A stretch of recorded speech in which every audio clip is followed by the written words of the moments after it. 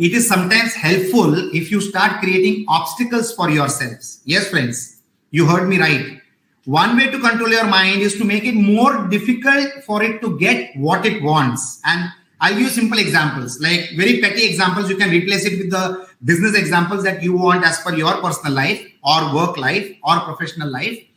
For example, if you want to control the part of your mind that wants to watch TV, when a part of your other part of the mind wants to cut down on your TV watching time, you can put your remote control in a difficult spot to reach. If it is easily accessible, your mind will help you to just pick up the remote, put on the TV and start watching content, whiling away your time.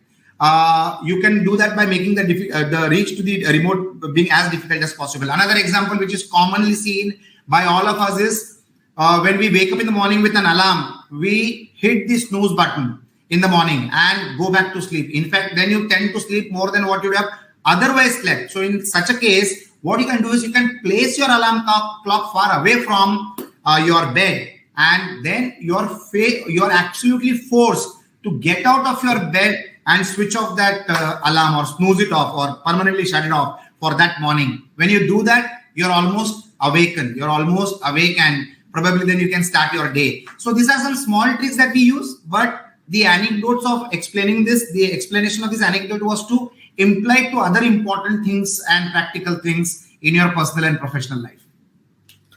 Lovely. And I'm sure all of these points that you just mentioned are going